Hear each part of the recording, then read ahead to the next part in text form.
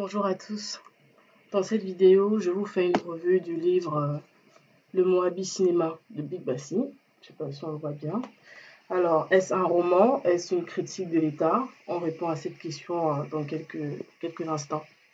Pour ceux qui ne me connaissent pas, je suis la Kabassa, je suis blogueuse. J'écris des articles sur l'Afrique, sur son histoire, sur sa mémoire. Je fais aussi des revues de livres comme celle-ci. Si tu aimes ce type de contenu, mets-moi un pouce ou un petit cœur parce que je me nourris essentiellement d'amour, donc dis-moi que tu m'aimes.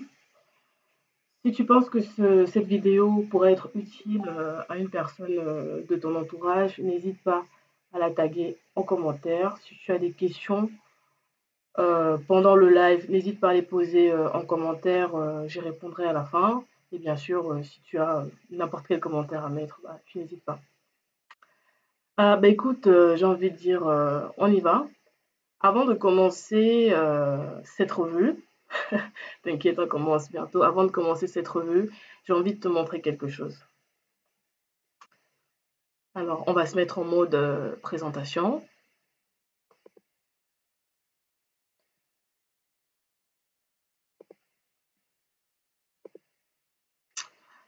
Alors, la question que je te pose, c'est qu'est-ce que tu vois dans cette image? Si tu vois juste une image, je pense que tu n'as rien vu en réalité. Alors, pour ceux qui ont vu le film King Kong, je pense que vous savez déjà comment l'histoire se termine pour le gorille. Pour les autres, ce n'est pas bien difficile à deviner, si tant est que l'on soit dans un état d'esprit de questionnement et non de divertissement. Je pense que la question à se poser ici, c'est que fait un gorille sur une tour en pleine métropole, dans une ville qui pourrait très bien être New York par exemple. Il porte un casque qu'on peut remarquer ici, qui semble lui projeter des images qu'il commande lui-même puisqu'il a la manette en main. Sur le casque, si tu remarques bien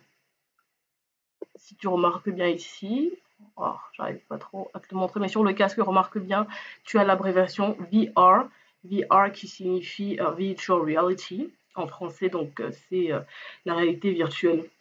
La couleur verte, les herbes que l'on voit qui ressortent du casque nous laissent supposer que, en fait, la réalité virtuelle dont il est en train de faire l'expérience actuellement, c'est la réalité virtuelle de la jungle, son milieu naturel en fait. Si tu remarques bien, on peut voir un sourire sur la bouche du gorille qui nous laisse supposer qu'il est plutôt content, il a l'air plutôt heureux. Et si on résume en fait cette image, on peut dire qu'on voit un gorille dans une société moderne qui porte un casque de réalité virtuelle pour avoir l'impression d'être dans son milieu naturel, la jungle. C'est une image, moi, qui me fait vraiment rire parce que je la trouve très ironique. Mais au-delà du rire, je pense que c'est une image qui nous invite au questionnement. Le gorille ici, il représente quelque chose. Ce gorille, c'est moi, ce gorille, c'est toi, c'est nous tous. Et finalement, c'est nous qui vivons dans une réalité totalement virtuelle, esclaves des images que nous projetons et qui nous font croire à un bonheur qui est totalement artificiel. Et le plus incroyable dans cette histoire, c'est que au lieu de retourner dans notre écosystème naturel, celui qui est véritablement le nôtre, nous préférons vivre dans un monde artificiel qui nous fait croire que nous sommes dans notre milieu naturel. Pour ceux qui ont vu King Kong, dans son environnement naturel, King Kong dans la jungle, c'est le roi, c'est le plus fort, c'est le plus grand. En dehors de cet écosystème, King Kong, c'est juste un esclave. Comme nous sommes esclaves des machines et des réseaux, tous ces réseaux sociaux qui existent finalement parce qu'ils puisent dans notre énergie, pendant que nous restons comme dans un état de sommeil conscient. Je vous renvoie au film Matrice, peu importe. Mais au-delà du caractère dramatique de cette histoire, je pense qu'il y a un beau message d'espoir aussi, parce que si nous contrôlons la manette qui nous projette des images, nous avons donc le choix en réalité. nous avons le choix d'enlever le casque pour d'abord déconnecter, déchanter, c'est clair, et voir le monde qui nous entoure tel qu'il est avant de faire le choix de reconnecter, mais cette fois-ci, reconnecter avec notre véritable écosystème. Pourquoi je te montre cette image? Parce qu'elle est absolument, elle est totalement en adéquation avec l'esprit du Moabi Cinéma qu'on va commenter tantôt. C'est-à-dire, il s'agit ici d'utiliser l'art pour attirer notre attention sur les vices et les incohérences souvent ironiques de notre société et nous inviter à déconnecter. Déconnecter de quoi avec le Moabi? Déconnecter de nos préjugés, déconnecter de nos complexes pour mieux reconnecter avec notre histoire, avec notre culture et aussi pour mieux se connecter les uns aux autres au-delà des différences. Voilà. Donc c'était une petite introduction pour te présenter l'intérêt en fait d'étudier, de commenter le Moabi Cinéma. Alors ici donc on va se demander, comme on se disait tantôt, si le Moabi Cinéma, pardon, on va se demander comment Blik Bassi, l'auteur du Moabi Cinéma, utilise le roman comme critique de l'État camerounais en particulier, mais je pense qu'on peut le généraliser à la plupart des États africains, mais aussi comme un outil d'éveil et de réveil. Et on va commenter ça en 3 points principaux. D'abord, on va un petit peu voir comment Blik Bassi utilise finalement le roman comme un documentaire, ok? Et ensuite, dans le deuxième point, on va un petit peu analyser comment Big Bassi critique l'État camerounais et de façon générale, voilà, le fonctionnement politique hein, de la plupart des États africains. Et dans notre troisième et dernier point, on va voir comment Big Bassi utilise le roman finalement comme un outil de réveil. D'abord, réveil, c'est-à-dire donc connexion, reconnexion à notre mémoire, à notre histoire, et aussi un outil d'éveil pour que nous puissions utiliser notre esprit critique et reprendre notre destin en main. Alors, pourquoi est-ce que je parle de livres documentaires? Je parle d'un livre documentaire parce que le Moabi Cinéma, c'est d'abord une autofiction. Et avant de commencer, tu vas me dire, oui, mais le Moabi Cinéma, ça parle de quoi, la cabassa? Ok. Le Moabi Cinéma, ça parle de quoi? C'est l'histoire de Boombi Boom. Donc Boombi Boom, c'est le narrateur. Il nous parle de sa famille, de son enfance à Yaoundé et de sa bande de copains. Donc avec ses amis, ils partagent tous, après donc le bac, la même envie de partir hein, en Europe, donc de quitter le pays.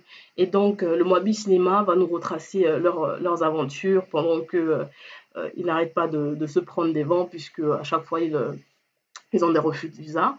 Jusqu'au jour où Boombi Boom va découvrir dans la forêt, pas loin de chez lui, un Moabi qui projette des images qui sont à l'opposé des fantasmes qu'il a pu avoir sur l'Occident. Donc c'est un petit peu ça l'histoire.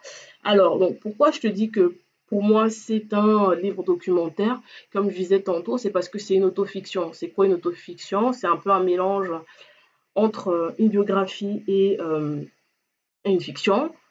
Pour ceux qui connaissent pas Blik Bassi, Blik, il est surtout connu parce que c'est un chanteur, c'est un auteur-compositeur. À son actif, il a 3 albums déjà et son 4e album sort, je pense, cette année, d'ici peu en tout cas. Il est né au Cameroun, ça fait une dizaine d'années qu'il est installé en France et il a grandi à Yaoundé, plus exactement à Nkonesing. Et quand il était plus jeune, il a passé quelques années au village parce que il était désordonné. Hein, voilà. Alors, dans cette vidéo, je vais beaucoup parler ce que j'appelle le français camerounais, qui se distingue du français français, qui se distingue sûrement du français canadien. Bref, au Cameroun, on a notre façon de parler français. Je vais utiliser certains mots euh, qui n'ont pas forcément le même sens. Si je vous dis par exemple, quand je dis que Blick il était désordonné, ça ne veut pas dire qu'il ne rangeait pas sa chambre. C'est pas dans ce sens-là. Qu'il laissait ses affaires partout. C'est plus dans le sens où il ne respectait pas l'ordre de la maison, il ne respectait pas l'autorité. Vous voyez, ça on dit que quand un enfant est désordonné, il est têtu, il a la tête dure. Bref, donc Blick, quand il était plus jeune, voilà, comme il était têtu, on l'a envoyé au village pendant quelques années. Je te donne un peu toutes ces informations parce que tu les retrouves en fait dans le personnage de Boombi Boom. Les deux sont des artistes aussi. Boombi Boom aussi, c'est un artiste. Les deux ont un père commissaire de police et les deux et les deux ont vécu dans une famille nombreuse, hein, puisque Boombi Boom, son papa est polygame. Il a deux femmes qui chacune ont 8 gosses dans l'histoire. Donc tu comprends que quelque part, Big Bassi, il se raconte aussi dans le livre, et bien sûr fiction, parce que bah, pour ceux qui l'ignorent, il n'y a pas d'écran dans les mois. Okay. Donc je te parle d'un livre documentaire. Pourquoi? Parce que c'est un livre qui te décrit vraiment de façon très honnête les réalités du Cameroun et qui te décrit aussi les valeurs, pour moi, qui sont des valeurs africaines, comme par exemple le partage, la solidarité, la fraternité, le respect, la famille. Tu as vraiment une énergie chaude, comme je dis, qui se dégage, du livre. Qu'est-ce que tu as d'autre? Il y a quelque chose qui m'a beaucoup touchée, c'est la façon dont les femmes dans le livre sont mises en avant. Il y a une réalité, dans nos pays du fait que, par exemple, l'un des amis de Boombi Boom s'appelle Obama et sa maman vend des beignets. Moi, ça m'a vraiment rappelé mon enfance. Et ces femmes-là, avec leur petit commerce, arrivent vraiment à s'occuper de leur foyer. Donc, je trouvais que c'était en fait comme une belle façon de leur rendre hommage en fait, à ces femmes. Et quand Big Bassi parle aussi du rôle de ces deux mamans dans le foyer, finalement, on a l'impression que c'est le père qui prend les décisions, mais ce sont les femmes qui décident. Je ne sais pas si tu vois ce que je veux dire. Parce que finalement, euh, sans elles, il ne peut rien faire et elles font tout dans la maison. Ce sont elles qui éduquent les enfants, ce sont elles qui punissent les enfants, ce sont elles qui, qui, qui, qui donnent un certain rythme, hein, une certaine vie à la maison et sans elles, bah, le commissaire de police, il est totalement perdu, hein.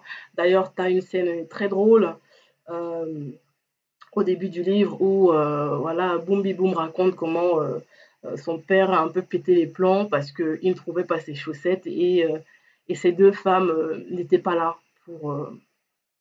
pour lui montrer où se trouvaient ses chaussettes, quoi.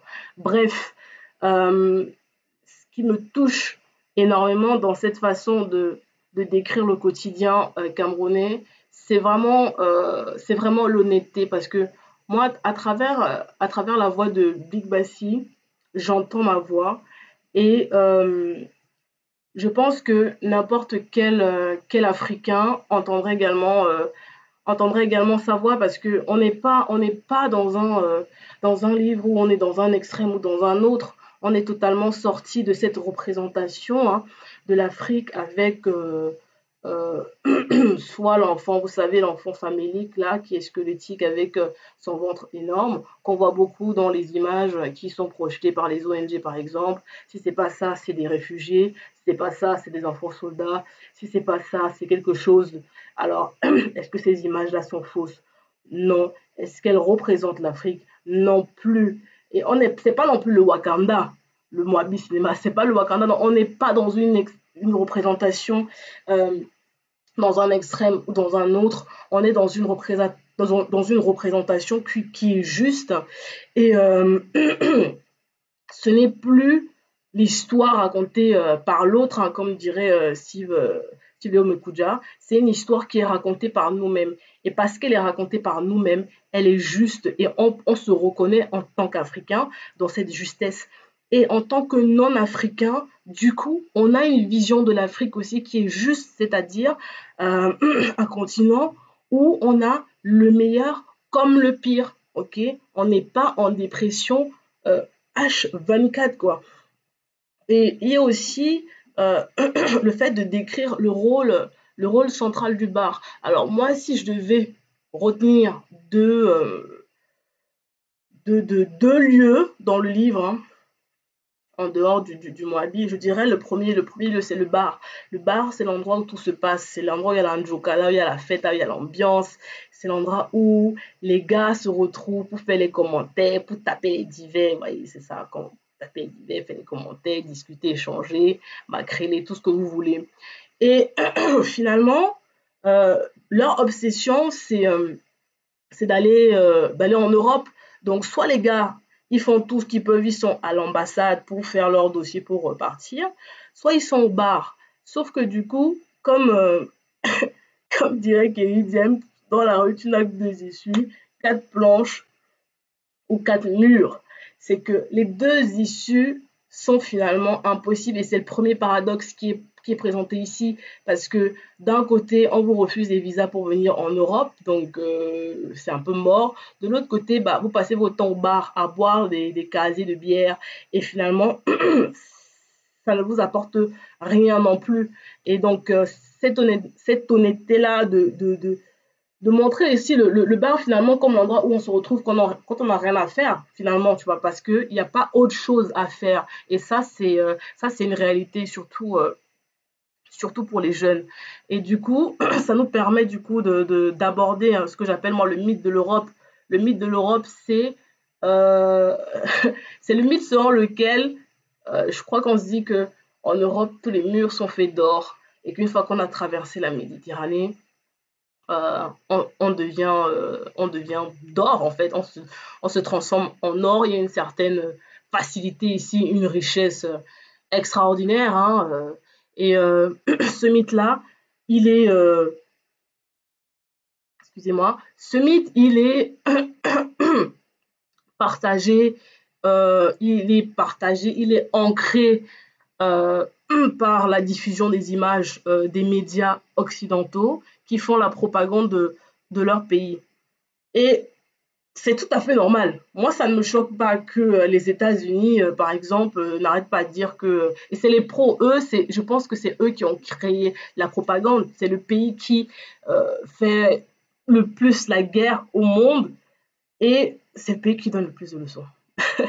Tu vois ce que je veux dire? Ça me dérange pas que la France fasse sa propagande, que l'Italie fasse la propagande de son pays, mais c'est à nous aussi de faire notre propagande.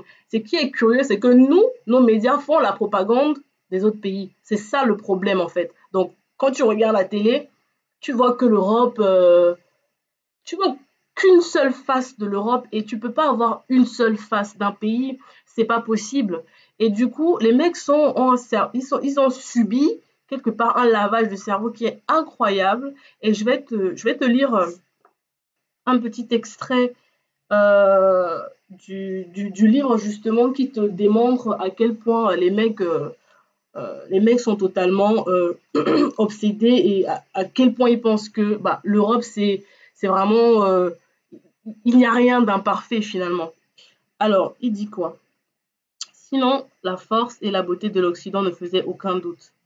Les séries et les films nous le montraient d'ailleurs, et étalaient la richesse, les palaces, les plages, les voitures rutilantes, les avenues sans un trou, sans un papier, sans un crachat, sans une morve. On voyait des cimetières où les morts dormaient tellement bien et où tout brillait, car les tombes étaient briquées, que cela donnait même envie de mourir pour reposer vraiment en paix et ne pas être effrayé par les margouillas ou les mauvaises odeurs du dehors. Or, ces morts-là dormaient bien, éternellement bien, dans des lieux si propres, léchés et couverts de marbre. Donc, tu comprends que les mecs préfèrent mourir ici. Ils préfèrent mourir en Europe parce qu'ils se disent quelque part, bah, la mort, la mort en Europe, elle est plus douce, elle est plus propre, tout ce que vous voulez. Et cette vision de l'Europe là, elle est d'autant plus amplifiée que tu as plein de gens qui viennent d'Europe. On les appelle donc les Benguis. Les Benguis, ce sont les gens qui viennent d'Europe. Ils viennent du coup bluffer les locaux, quoi. Ils viennent là, ils sont tout frais, bien habillés et ils racontent uniquement, ils racontent uniquement des cracks. Et je pense que du coup, les mecs, ils sont tellement frustrés, ok? Les mecs, je parle donc de la bande des cinq avec Boom, Boom Boom. Ils sont tellement frustrés que ils détestent les menguistes, quoi. Mais au fond d'eux, ils voudraient être les menguistes. Même ils ne rêvent que de ça. Pourtant, ils détestent les menguistes. Donc, quelque part, tu as encore un autre paradoxe ici qui est mis en avant par le livre, qui est le fait de vouloir être quelque part ce qu'on déteste. Pourquoi, hein? Et donc, on a un petit peu le début d'une ébauche de la haine de soi qu'on va retrouver un peu plus tard dans la partie 2. Je vais un peu plus insister sur ça. Et moi, ça me fait penser à un souvenir quand j'étais, la dernière fois que je suis partie au Cameroun. Moi, je suis donc une maïliste puisque je viens, quand je vis ici en France et donc quand je vais au Cameroun, quand je suis au Cameroun, je suis une maïliste puisque je ne suis pas locale, entre guillemets. Euh, mais moi, je ne suis pas trop dans les délires d'un linguiste, je n'aime pas me faire voir, j'aime bien passer inaperçue, j'aime bien être anonyme parmi les anonymes. Et donc, du coup, un jour, j'étais assise, moi, tranquille, devant une boutique et tout. Et il y a un mec qui passe, il me siffle, tu vois. Les mecs, quoi, ils me sifflent. Qui siffle encore de nos jours? Bref, moi, je ne comprends pas trop cette façon de tirer une jeune demoiselle, donc je ne réponds pas trop. Un garçon, ma foi, fort charmant, hein, grand, bref, il était pas mal physiquement. Mais bon, il siffle sans problème. Il fait un tour, deux tours. Bon, il voit que je ne viens pas. Donc finalement, il vient à moi. Le mec, il arrive et tout, il se met à whiteiser. Déjà, moi, je comprends pas. Parce que je me dis, mais pourquoi il whiteise? Ça veut dire quoi, whiteiser? Ok. Whiteiser, ça veut dire parler comme un white. Tu vois ce que je veux dire? Parler comme ça. Tu vois ce que je veux dire? Bref. Donc, le mec commence à whiteiser et tout. Bon, moi, il pense que je suis une locale. Ok? Il pense que je suis une locale. Donc, il se met à me bluffer, à me raconter toutes sortes de choses qui me font bien rire parce que moi, Paris, je connais bien, j'y vis. Et, euh, et bref, je pense à ça pourquoi pour vraiment insister sur le fait que, en plus des médias, tu as vraiment une attitude de ceux qui ont quitté le pays. Et je pense que c'est ça qui est encore pire parce que, encore, si tu vois à la télé, mais quand tu vois vraiment des gens qui viennent te bluffer comme ce que tu vois à la télé, t'es d'autant plus. Ton cerveau est d'autant plus lavé, quoi. Mais je ne veux pas insister sur ça parce que pour moi, le Moabi Cinéma, c'est pas tant un livre sur l'immigration, ça en parle bien sûr, mais pour moi, ça reste entre guillemets un prétexte. La question, c'est pas de se dire pourquoi est-ce qu'on refuse autant le visa aux jeunes. La réponse, c'est pas de dire il faudrait qu'on donne plus de visas à ceux qui veulent partir. Je pense que le problème, c'est pourquoi est-ce que les gens demandent autant le visa pour partir? Pourquoi est-ce que les gens veulent autant quitter leur pays? Et je pense que finalement, c'est ça la question à laquelle l'auteur, à mon sens, bien sûr, voudrait que l'on s'interroge. Et si les gens veulent autant partir, c'est que vraisemblablement quelque chose ne fonctionne pas dans leur pays. Et c'est ça qui m'emmène à mon deuxième point, qui est un livre qui finalement critique l'État camerounais. Ce que j'ai aimé dans le livre, c'est la façon dont euh, l'auteur critique sans jamais critiquer directement. C'est-à-dire que on a une lumière sur les problèmes économiques du Cameroun et j'aimerais quand je dis Cameroun parce que bon, l'histoire se passe à Yaoundé évidemment, mais si vous n'êtes pas camerounais, ça vous parle parce que la plupart des États d'Afrique noire, on est dans le même ndem. Ndem, ça veut dire, comment je peux vous expliquer ça? Le ndem, c'est quelque chose qui ne fonctionne pas, quelque chose qui va mal, ok? Et donc, ce que j'aime, c'est que Il y a un ton satirique finalement dans la façon dont, euh, dont le narrateur et derrière lui l'auteur critique le système.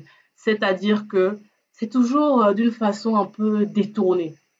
Tu vois ce que je veux dire? C'est pas un livre où où on va te dire oui, nanani, nanana, c'est comme ça, c'est comme ça. Non, c'est toujours d'une façon détournée, c'est-à-dire que l'auteur il te parle d'un souvenir et puis d'un coup, il te fait un petit commentaire comme ça. C'est genre juste en passant. Tu vois ce que je veux dire? Donc finalement, on aborde un petit peu tous les problèmes, enfin tout.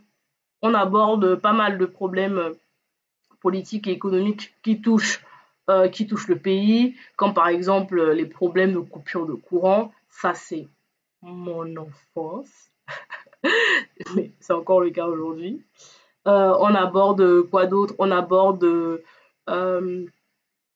l'absence de route correcte, je peux dire, parce que l'extrait que je t'ai lu tout à l'heure, c'est un peu ça, les mecs qui fantasment. Et d'ailleurs, qui ne fantasme pas sur une route qui est juste lisse? Et ouais, on en est encore là et c'est vraiment malheureux.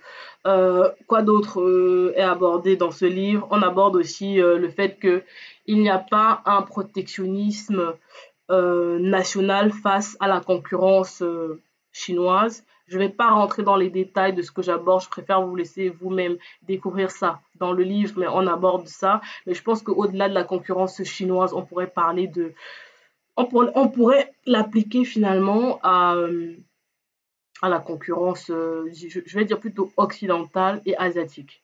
C'est vraiment ça. Le chômage des jeunes est aussi abordé et finalement, euh, c'est abordé de façon assez comique. Tu vois, moi j'ai l'impression que finalement, bah, au pays, tu as la retraite uniquement quand tu es mort. Tu vois ce que je veux dire? Et quand tu regardes notre système politique, hein, on a eu nos élections au Cameroun il n'y a pas longtemps, et quand tu vois l'âge de ceux qui sont au pouvoir, tu comprends que bah, il y a un exemple que tout le monde suit, en fait. Et derrière, les jeunes sont là, qui sont doués, qui ont des choses à proposer pour leur pays, et ils galèrent. Et ce qui est aussi incroyable au pays, c'est le fait que l'État s'est tellement effacé que ce sont des individus qui doivent remplacer, entre guillemets, l'État, c'est-à-dire que c'est des gens qui vont créer des hôpitaux, des gens qui vont créer des écoles ou même des fois construire des routes, pendant que bah, l'État, c'est un peu comme un État fantôme, hein, quelque part. Et j'ai envie de dire que c'est vraiment dommage, mais on aborde ça, comme je vous disais, toujours de façon détournée, mais c'est une vraie critique qui est faite. Une critique sur ces problèmes-là, une critique aussi sur la négligence de l'État qui va entraîner des problèmes d'ordre d'ordre public, des problèmes de société, comme par exemple, et de santé également, comme le décapage de la peau, qui est abordé dans le livre. C'est quoi le décapage de la peau? C'est le fait pour un noir de vouloir être blanc. C'est juste ça. Et bon, généralement, ça touche les femmes, donc c'est le fait de vouloir être blanche. C'est ça.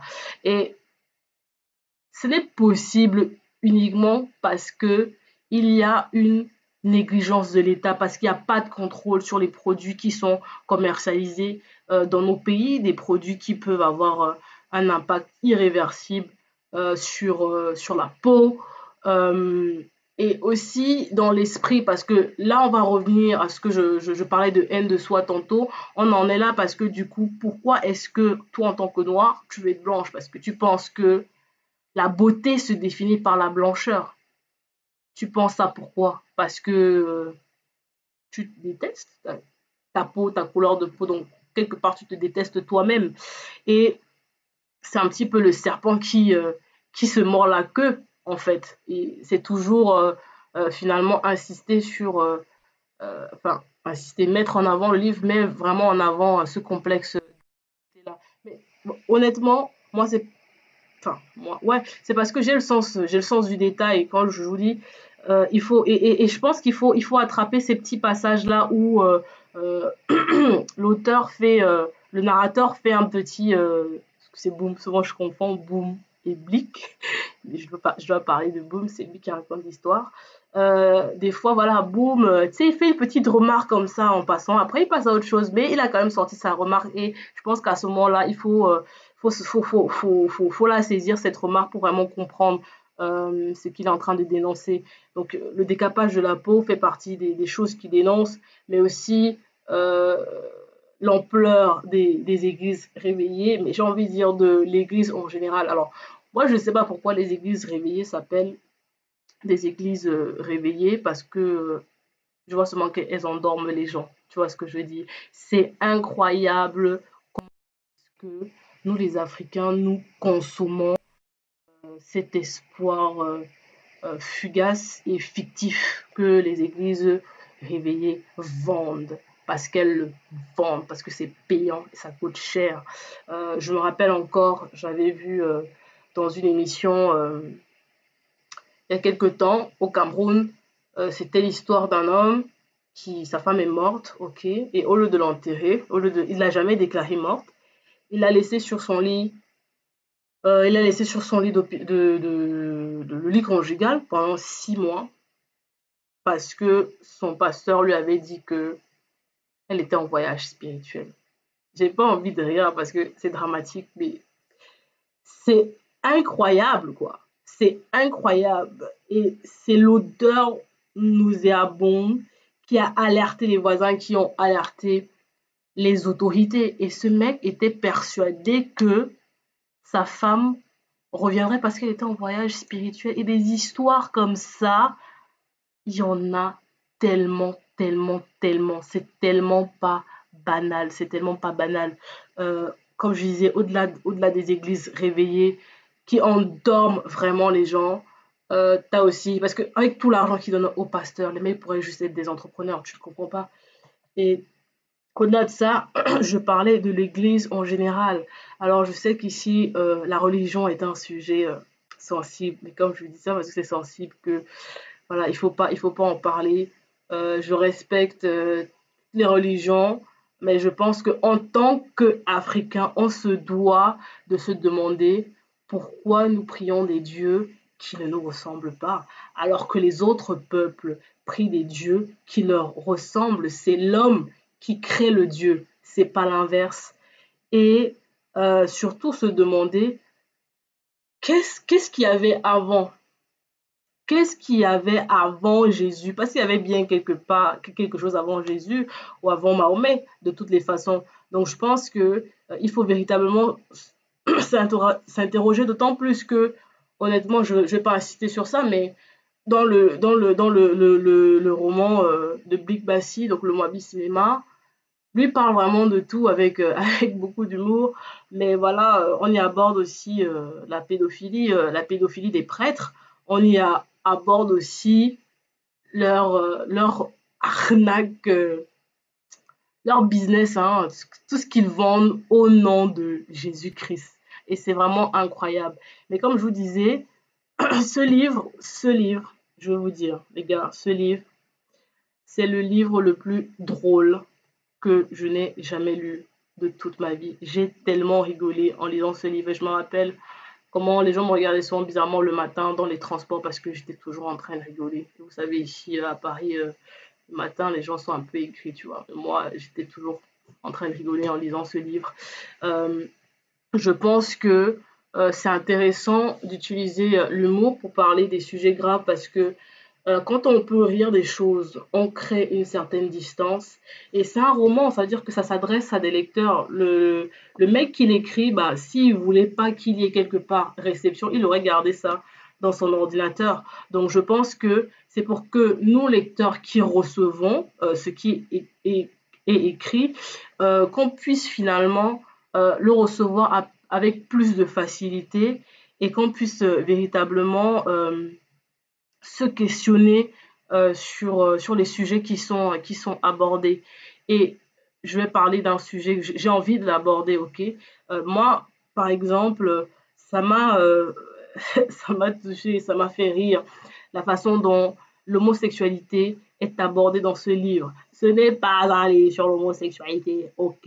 Mais plein de choses, ce livre est tellement dense et tellement riche, plein de choses sont abordé dans ce livre.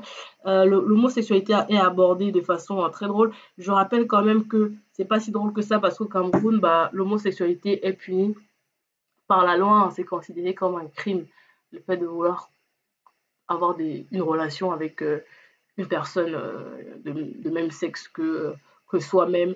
Et c'est vrai que, comme on le dit dans le livre, on a tendance à dire que l'homosexualité, c'est une hérésie et que c'est un truc de blanc. C'est ce qu'on dit, c'est un truc de blanc. Donc finalement, bah, on accepte tout ce qui vient, tout ce qui vient des blancs. On veut être blanc nous-mêmes. On accepte les voitures qui viennent des blancs. On accepte les fringues qui viennent des blancs. On accepte la nourriture. On accepte tout ce qui vient des blancs, mais genre l'homosexualité, on n'accepte pas et on le condamne.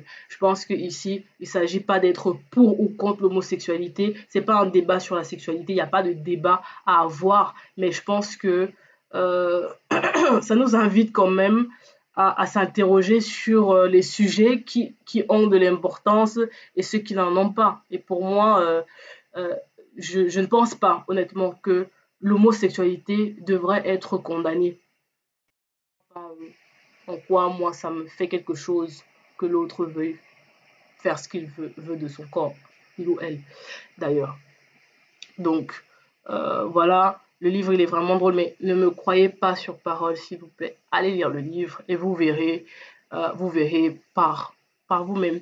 Alors, donc comme je disais, le livre, finalement, il dénoue le langage avec l'utilisation, enfin, il dénoue pas le langage, mais le dialogue avec l'utilisation de l'humour, mais il dénoue le langage avec une forme particulière qu'on va analyser tantôt.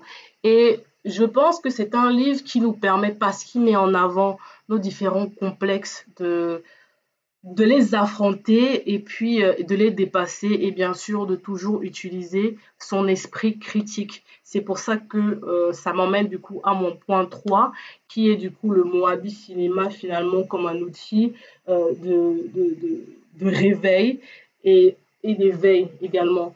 Dans ce point, je pense qu'on va plus se concentrer sur la forme du texte pour véritablement euh, ressortir le fond, ok. On va un petit peu analyser le style et le rythme du texte et vous allez voir où je veux en venir. Ce livre est écrit en franglais.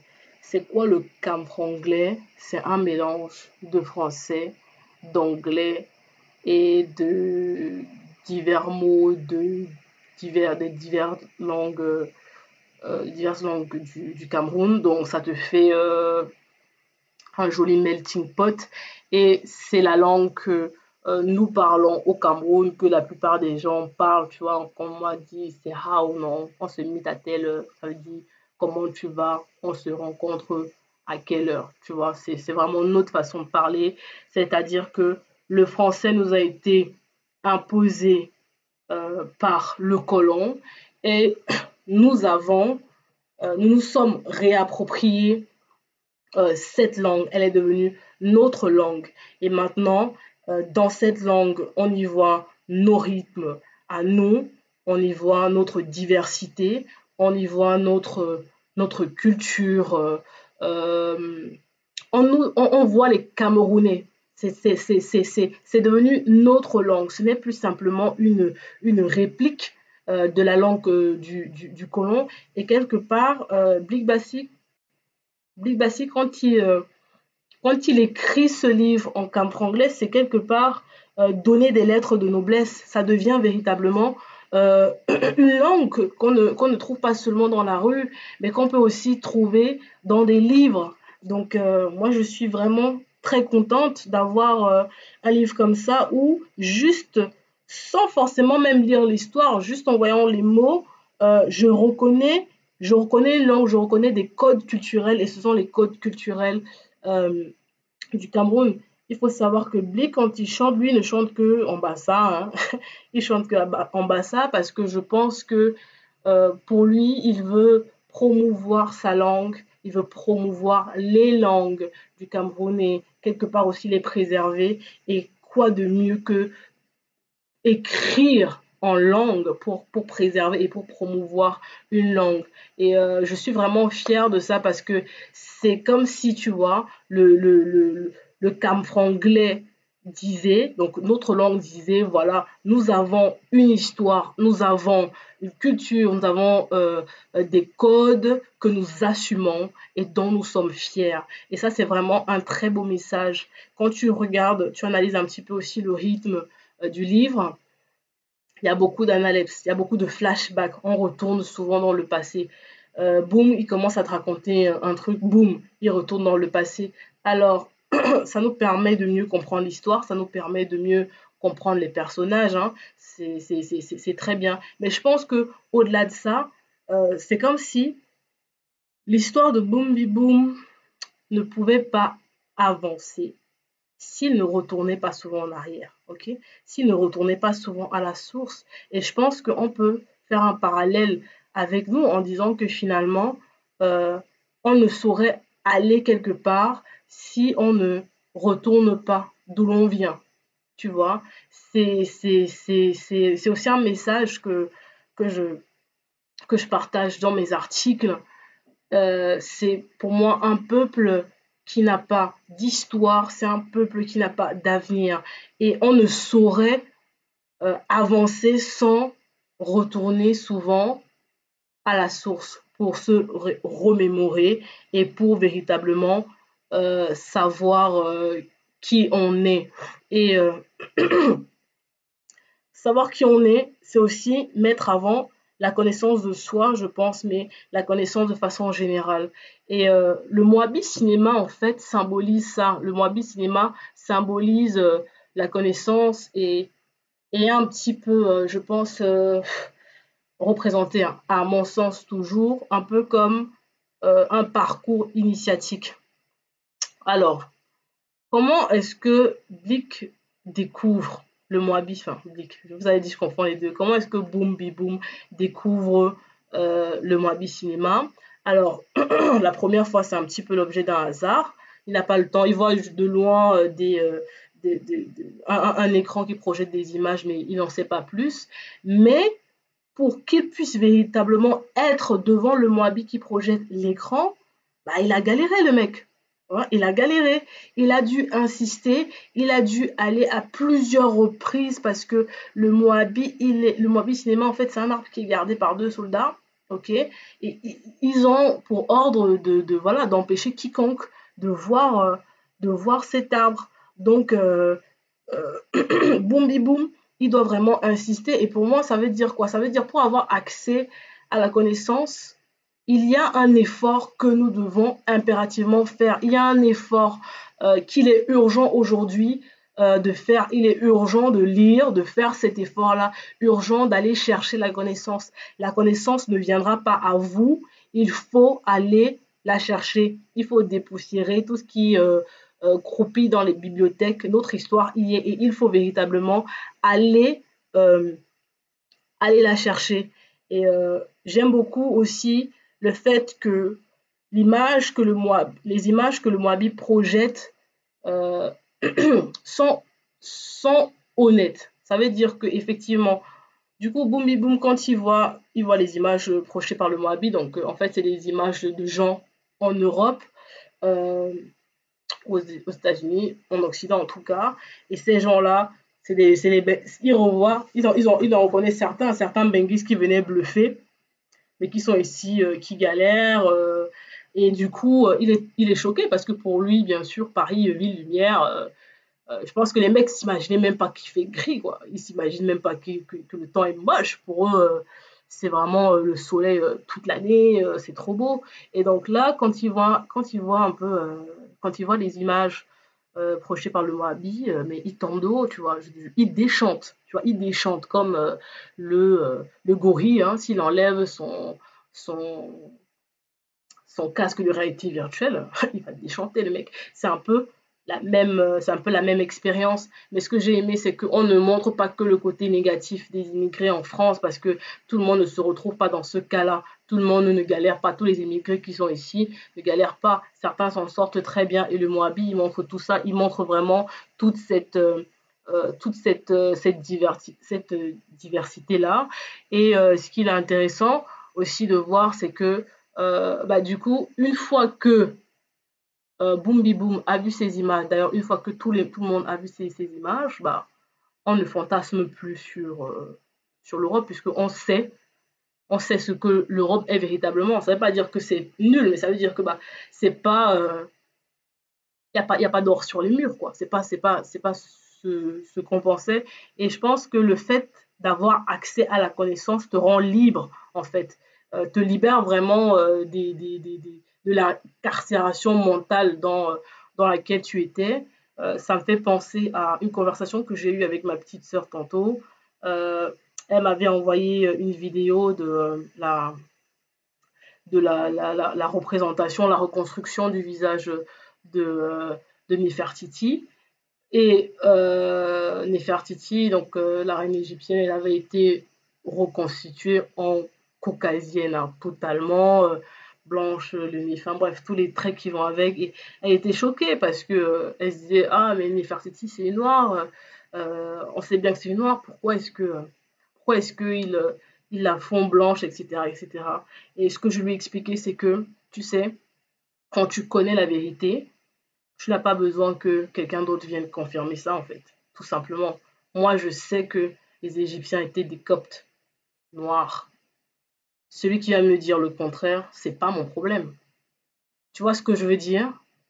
La vérité, elle appartient à qui de droit? À partir du moment où tu sais quelque chose, c'est pas que tu crois, mais tu sais quelque chose, en fait, tu es inébranlable. Quelqu'un ne va pas arriver et te raconter sa vie. Et surtout, tu es libre parce que tu n'as pas besoin que le maître te confirme, que tu dises c'est bien. Et là, tu dis ah, en fait, c'est bien. Non, tu sais que c'est bien. Un point, c'est tout. Et en parlant de sortir de cette incarcération mentale, moi, il y a un personnage sur lequel je voudrais tarder. C'est le personnage de qui pour moi n'est pas vraiment un personnage, mais plus une idée. En fait, dans Google Plus, c'est un peu le génie. Donc, c'est un des amis de Boombi Boom. Il a eu son doctorat à 21 ans. Il est tellement doué. À la fin de ses études, il n'a pas pu trouver du travail parce que, comme je le disais, hein, il y a que pour aller à la retraite, je pense que les vieux, il faut qu'ils meurent. Mais surtout, je pense que là où il postulait, les gens avaient juste peur de son évolution, ils avaient peur de son talent, de ses compétences, et on n'a pas voulu lui donner sa chance. C'est quelqu'un que tu ne vois pas souvent au bar. En tout cas, si tu le vois au bar, il n'est pas en train de boire. C'est quelqu'un qui a une capacité incroyable à se renouveler. Il est ingénieur, il est entrepreneur, il est juriste, il est poète, il est philosophe. Il est incroyable. Il ne rêve pas, c'est le seul finalement qui ne rêve pas d'aller en Europe. Il n'est pas du tout dans cette configuration euh, tragique, c'est-à-dire que le bar, il est ni dans les histoires de bar, ni dans les histoires d'ambassade. Il voit qu'il y a une possibilité de créer sur place, il y a une possibilité de faire de la richesse sur place, il voit le potentiel de consommation. Et il veut jouer sur ça. C'est quelqu'un qui est vraiment extrêmement brillant et je pense que c'est vraiment pas un simple personnage, c'est vraiment une idée et c'est un petit peu aussi le message, je pense, hein. Je pense que l'auteur souhaite nous faire comprendre, c'est-à-dire que essayer de tirer aussi le meilleur, parce qu'il y a des opportunités sur place. Je pense qu'il suffit d'être créatif et il suffit de les voir. Donc voilà, on arrive un petit peu ici à la fin de mon analyse. Je vais juste du coup résumer les 3 points qu'on a vus. On a vu le Moabi Cinéma comme un livre documentaire, comme une critique de l'État et comme un outil de réveil et un outil d'éveil. Ce qu'il faut savoir avant qu'on termine, c'est que ceci est ma vision du livre, ok? Ce n'est pas la vision du livre. L'art n'a pas de barrière. Chacun regarde, chacun voit et analyse en fonction de lui. Je n'ai pas pu tout vous dire, j'ai pas pu dire tout ce que j'ai pu analyser parce que c'est vrai que déjà c'est un live un peu long par rapport à celui que j'ai fait la dernière fois par exemple. Je n'ai pas pu aussi, et parce que voilà, j'ai choisi d'avoir une trame et que je pouvais pas tout mettre, mais il y a vraiment beaucoup de choses. J'ai pas pu tout dire aussi parce que j'ai pas pu tout voir, ok? Si vous lisez le livre, euh, n'hésitez pas à me mettre en commentaire ce que vous avez vu, ce que vous avez pu analyser. Si vous avez vu des clins d'œil dans le livre, peu importe, n'hésitez pas à me le mettre ici en commentaire. Le livre, il se lit vraiment, il se lit bien, c'est une lecture agréable. Qu'est-ce que je peux vous dire d'autre sur ce livre? Voilà, le rythme de lecture, il est plutôt bien. C'est un peu, moi je dirais, c'est un rythme un peu à la Titanic, tu vois. C'est-à-dire que tu navigues tranquillement, t'es content, c'est bien, et d'un coup, boum, tu vois ce que je veux dire? Il se passe un truc et oh, tu dis mais oh, tu vois, tu l'as pas vu venir. Finalement, comme, tu deviens comme un personnage. Tu deviens comme un personnage dans l'histoire. Tu vois ce que je veux dire? Et j'aime beaucoup aussi le double. C'est une espèce de mise en abîme dans la mesure où, en fait, le Moabi Cinéma va éclairer toutes les personnes.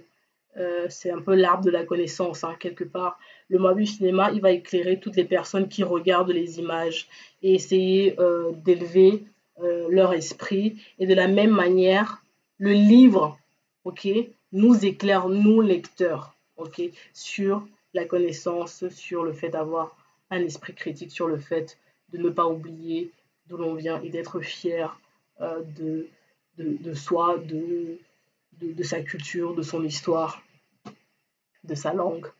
Euh, Ce que je vais juste ajouter en conclusion, c'est que de toutes les façons, tant qu'il n'y aura pas d'opportunités économiques, tant qu'il n'y aura pas d'industrialisation, et je vous invite à voir le live que j'ai fait sur l'Afrique noire industrielle, on aura toujours des jeunes qui voudront euh, partir, on aura toujours des frères et des sœurs qui seront prêts à risquer leur vie pour traverser la Méditerranée. Ça reste quand même très bien que ce genre de livre euh, puisse puisse éduquer les gens. C'est-à-dire que voilà, qu'on se demande aussi qu'est-ce qu'on peut faire sur place. Bah, après, j'ai envie de dire, Bli qui vit en France, moi je vis en France, donc quelque part, bah, voilà, on comprend bien que pour le moment, on est encore obligé de devoir quitter le pays pour faire d'autres choses. Mais je pense que autant il faut encourager les jeunes à rester, autant il faut encourager les gens à rentrer aussi. Mais une fois de plus, ça reste une question d'opportunité. Et bien sûr, on en revient toujours à la même chose, ça reste une question de